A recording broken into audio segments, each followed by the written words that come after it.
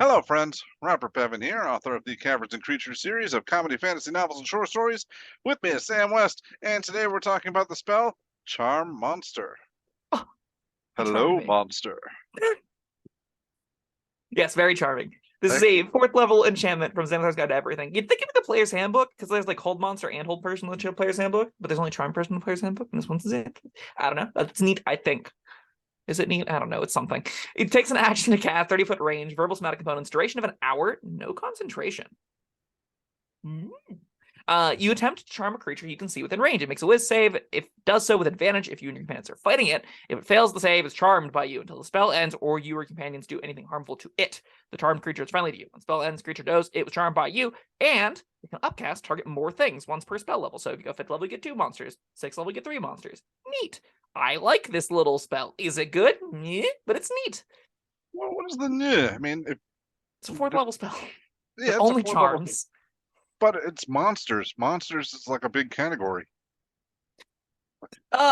If you had a 4th level spell that hit everything, but all it did was change their tail color from green to pink, like that's kind of niche, right? Like, there isn't a lot of power This in isn't doing this thing changing that their affects tail colors. This is like getting them to not want to eat you.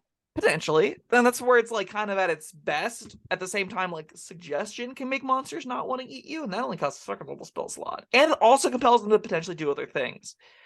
I'm ultimately up in the spot where, like, I think the words here all make it sound really appealing. I just don't know how much value there is in that kind of charm. Especially because, if we're talking about, like, removing something from a combat encounter, there are Saber Knives that just flat out remove them, and you don't have to worry about hitting them. You don't have to worry about Or them. kill them. Yeah. Like, there's a lot of alternatives to this that I think are a lot more effective at the killing things part. And whenever most of D&D is like, high knightly society, Arthurians, and going around with the varying humanoids, that's ripe for villains that you can charm person that you don't necessarily want to kill. And the monsters are like the 6-headed hydras that are going to eat you, or you're going to banish them and while you kill their children, and then they'll come back and you'll kick its ass. Like, those are like the 2 different modes. There's not a lot of monsters that are also villains. Like, you got giants and stuff sometimes. You can get mind flayers and whatnot, but then finding the window to find a charm monster on a mind flayer seems iffy to be at best. I don't know. Well, I'm not sure. I'm not sold. What if it's just too much monster for you to handle right now, but you There's no still such want there's monsters out there. No monster is too much for me to handle. right But now at whatever level you get this 7th level. 7th level, you're ready to take on any monster in the book. I mean, like, no, obviously not. Yeah, At the that's same what I'm talking time, about. so then you're in this weird spot where, like, if we're against a monster that is hypothetically that powerful, we're looking at something that's got, like, legendary resistances hypothetically, and then it can just opt not to be charmed by you. But at the same time, then you might say, well, maybe he doesn't want to burn a legendary resistance on just this bad-ish spell, and it's okay getting charmed by me because it's not, like, detrimental to it, and it can just then, like, talk its way out of it or whatever. It doesn't get subsequent saves, so that's neat. Once it's charmed, it'll stay charmed until someone harms it. This isn't concentration either, so that's genuinely to its upside. Maybe that seems like a decent use case. This is this big scary monster that we don't ever want to fight, and banishing it seems unlikely. Ever. We don't want to fight it for the next hour. Right. But we do want to flee. distract it while my friends take its stuff. Maybe you go and try and charm the dragon. Hey, that could be cute. Beholder, let's go have a beer. Sure. Again, you have to already not make sure you're not fighting it already. So, like, if you broke into its lair and it starts firing, you're not in great shape. But if you, like, break into its lair and find it sleeping, and you go, if it wakes up, I'm going to charm it. And you just stand watch, ready, hands ready with somatic components, mouth ready to charm it. It wakes up, you go, charm monster! And then you just hope that if you pass it, and then you have a nice little chat and eat dinner together or whatever. That's cute. It's niche, the 30-foot range cute. is kind of iffy there. Because if you're not in combat with it already, you might not need this. If you are, like, or if you're within 30 feet of it, you're going to either be in combat with it or not. Yeah, it definitely feels like that takes the use case to that exact point, right? To be within 30 feet of it means you either already succeeded on the diplomacy, or it's eating you. And there's not really much in between. So then having those few windows where it's like diplomacy is breaking down is when you would start to want charm monster. But it's, again, specifically diplomacy with monsters is breaking down. So that use Right. case is still pretty narrow, right? So like, you can't use this if you're already started fighting. It's just less likely to hit, right? Because it has advantage on the save if you and your companions do anything harmful to it. All right, but maybe it initiates the combat. You and you're haven't like, harmed everyone be it yet. chill. Yeah, like it's got your leg up to the knee in its mouth. I got this, guys. Well, the other thing is, right, like there's a lot of leeway in the charmed creature is friendly to you and what that means in some instances of monsters, right? Like there are real life animals that eat their young, and I don't necessarily think like a creature that becomes friendly to you and your team doesn't like being friendly doesn't necessitate it takes Not actions that eating you. won't lead to your harm, right? So maybe it'll stop eating you, but it may not be considerate of you and like, step on you by accident or make the cave rain in or whatever, or, use its breath weapon to continue doing what it was doing and not really mind all too much if other creatures are in its way. I think the dumber the monster is, the more likely you're going to be face collateral damage from it. But that's still fairly niche. You're still probably right that like most of the time it'll be like, okay, I'm half eaten by this thing. If this doesn't work, shoot it. And you can try and get out of it from that way, which is so cute. I feel better about the 30-foot thing now, because I mean, even if you don't have your entire leg in its mouth, I mean, you can get within 30 feet and you'll know, like, all right, it's coming to attack me, but it hasn't gotten there yet. Hopefully, I can prevent this. Yeah. If not, we're in trouble. I definitely think like this stands out and shines very brightly on Bard. This is like the most iconic Bard thing to do. It's like all the memes about sleeping with dragons and stuff, right? Like it's a historically bardic tropey spell that I would take on the character that's doing the like Shakespearean poet, womanizer kind of bard. That is a character that I would absolutely want Charm Monster on. It's just like Druid, Sorcerer, Warlocks, Wizards. I'm like, who wants this? Fey Patron Warlocks, maybe. Enchanters, maybe. Enchanters can split this at upper tiers, so you kind of can like get an extra free upcast of it, and that's kind of cute. Like, outside of Bard, do you foresee putting this on most like character builds? I don't know. Like in a vacuum, I wouldn't be disappointed. I think you can find uses for it if you have it. I don't know that I'd go out of my way to put it on anything. It's still like at the end of the day a saber maybe? die, right? Yeah. And the die part is really just like we'll be buddies for a bit. Yeah, I could see it being like thematically appropriate for a druid, maybe. Depending on what kind of creatures are roaming around in their little forest glade or whatever. Sure, calm down the big old owlbear, calm down the ancient gold dragon or whatever that you've irritated.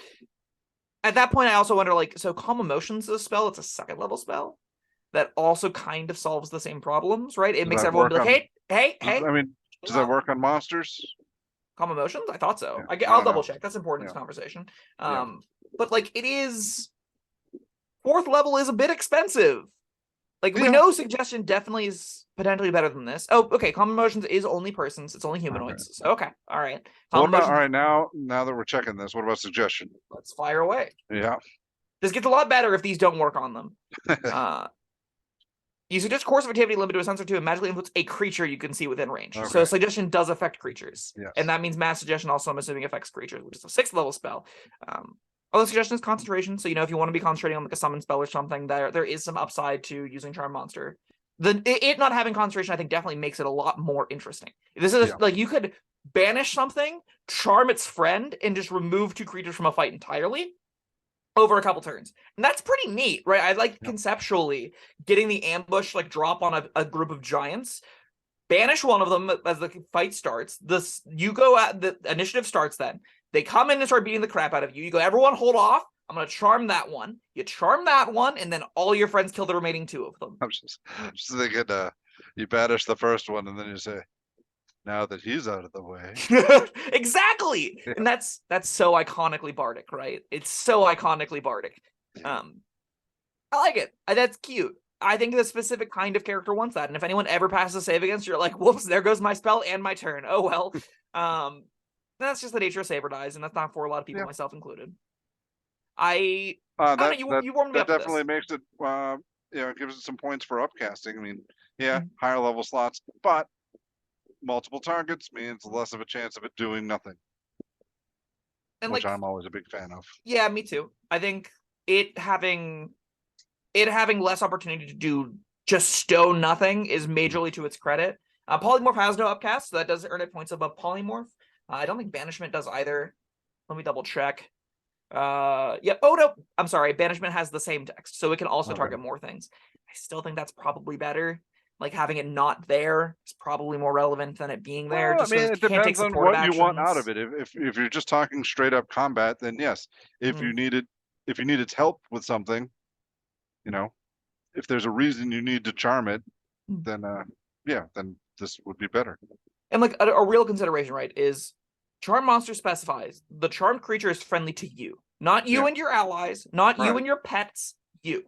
So if your paladin goes and starts killing its friends and it's charmed by you, it might go, "You're cool, he's not," and then just bring down a giant tree, Oh, like tree absolutely. trunk on it. Yeah. So there's still iffiness to even like the upcast stuff. Like there's only so much value that can be gained from this as a combative spell, and out of combat, do you need it? I I think you can find uses out of combat. Like if you need to, all right, top of my head, you need to cross a ravine. And there's You a hop troll or under the bridge. hop on top of your new beholder friend and then sail across. That's cute. I love I like the events leading up to that. I'd love to see that play out, right? Where you've come to a ravine and you go, crap, how do we get across this as 7th level characters? And you go, wait, there was a beholder Again, layer just top of below my head. us. But I just need you to understand, I can absolutely see a party of characters being like, how does no one have any means of flight? Fine, let's go get the beholder, befriend it, and ride it across. That sounds amazing. Just one of us. Yeah. That's true, because it will be megalomaniacal and kill all your friends. That's absolutely true.